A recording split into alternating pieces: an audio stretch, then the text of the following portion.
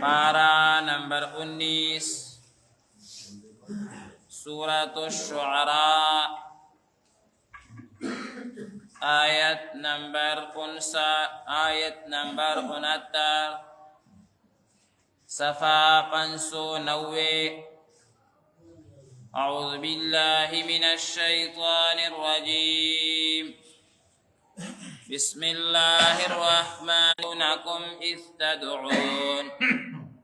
أو ينفعونكم أو يضرون قالوا بل وجدنا آباءنا كذلك يفعلون قال أفرأيتم ما كنتم تعبدون أنتم وآباؤكم الأقدمون فإنهم عدو لي إلا رب العالمين الذي خلقني فهو يهدين والذي هو يطعمني ويسقي حكما وألحقني بالصالحين واجعل لي لسان صدق في الآخرين واجعلني من ورثة جنة النعيم واغفر لأبي إنه كان من الضالين ولا تخزني يوم يبعثون صدق الله العظيم وقومه أو فالقوم تا ما تعبدون جتاسو دس عبادت کوي قالوا نعبدو دیوی چمگ عبادت کو اسناما دبوتانو ونظل لها فاسمنگ یو حقیتا عاكفين وخناستا قال دوئل هل يسمعونكم هيا غيستاس خبر أوري استدعون كليش تاسو بلي أو ينفعونكم يا نفد الرسول شتاستا أو يضرون يا نقصدمون واخوانو فإنهم عدو لي بشكا دا زما دشمنان دي إلا رب العالمين سوى رب العالمين الذي هو رب العالمين خلقني جزي بيداكم فهو يهدين وما تلارو خودلا والذي بيابا مجم ديكي والذي أطمع أو هغا جزي أميد لرم أن يغفر لي شوب بخماتا خطيئتي لما خطا يوم الدين فورست قيامات رب حبلي هير باراك ماتا حكما او معاف كازما بلار إنه كان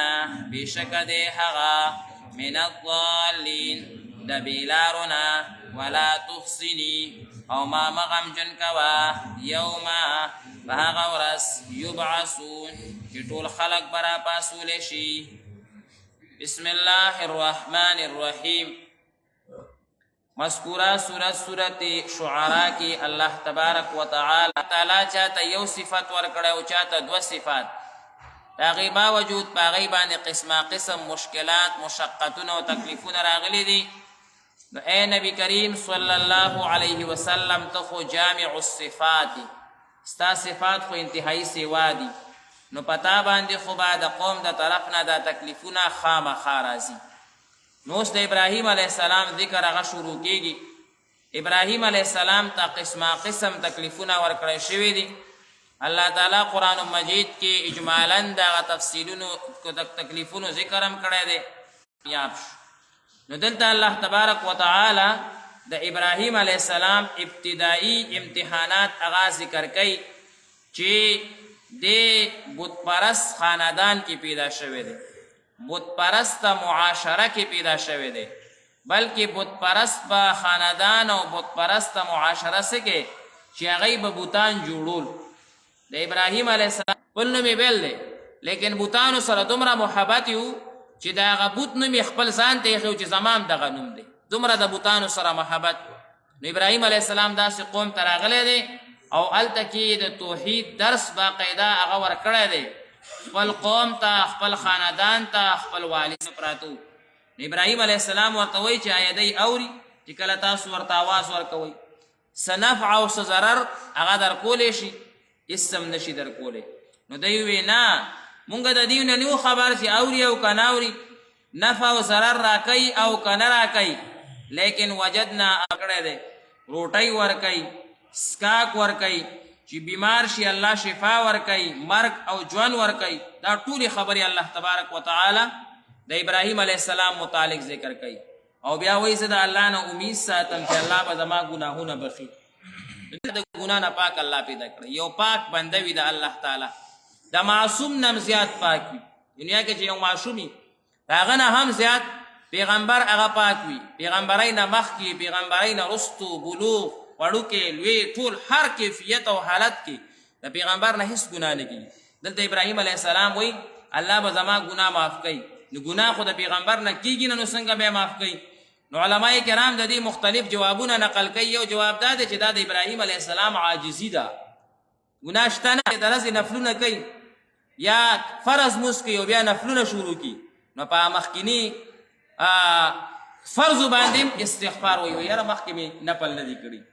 استغفار به مې کول دا فرض به مې کول نفلونه مې نه دي کړي الله مو دې معاف کړي وایي نفلونه مې نه دي کړي مشران هم داسې الله مو دې معاف کړي یا بعضې کارونه داسې وي چې هغې کې دوه کیفیت وي یو اعلی او بل جایز کله کله پیغمبر په دې جایز عمل کړی وي نو دی وایي الله مې دې معاف کړي ځکه په اعلی خو مې عمل ونه کړو نو دا معنا ده او بل ابراهیم علیه السلام وایي رستنو خلکو زما بهترین ذکر جاری کړي دا دعا د ابراهیم علیه السلام قبول شوې ده تر قیامته پورې مسلمانان چې دروز شریف وایي نو د ابراهیم علیه السلام ذکر پکې شروع دی اللهم صل على محمد وعلى آل محمد كما صليت على ابراهيم وعلى آل ابراهيم تر قیامته پورې چې څنګه نبی کریم صلی الله علیه وسلم ذکر کیږي دغه شانتې د ابراهیم علیه السلام ذکر هم شروع دی او واجعلني من ورثة جنة النعیم ما جنت النعیم نعمتونو والا جنت ته داخل کی واختصینه فارغېدم نو زما عمر 25-24 وایي د دې تقریبا 35 سالو شو قسم سره وایي د الله په ذات مې د قسمي او زه دې ګناهګار شم یو مسکې دې 15 کالو کې ما نو مور پلار نه دي ولا تخزني يوم يبعثون دې کې دې طرف ته اشاره ده چې ابراهیم علیه السلام خو پوهېدو چې زما پلار خو کافر مړ شوی دی نو الله به بخي نه لیکن بیا علیه السلام به د قیامت پر ورځ ولاړي او ډېر به پریشانه وي او جاړي به چې زما پلار به اوس جهنم ته داخلېږي نو دی به یو کس ته ګوري نو سترګې به پټې کړي سترګې به پټې کړي نو آخر به فرشتو نه تپوس وکړي ټول جنتیان جنت ته لاړه جهنمیان جهنم ته زما والد صاحب څه شونه الله تعالی فرشتو ته وایي ابراهیم علیه السلام به هغه په دې باندې غمجن نه شي چې دا وویني چې پلار مې هغه د جهنم ته داخل شو دا د پلار دپاره دعا ده ابراهیم علیه السلام په 14مه سپاره کې پلار ته دعوت هم ورکړی هلته تېر شوی یا ابتی یا ابتی یا ابتی یا ابت بار بار دا الفاظ مبارکه ذکر کیږي الله تعالی قرآن مجید کې بار بار ذکر کوي دړه نه دعا وخته بس بیا خو چې کوم دی نو باچا شوي لاړې ډېر کسان تاسو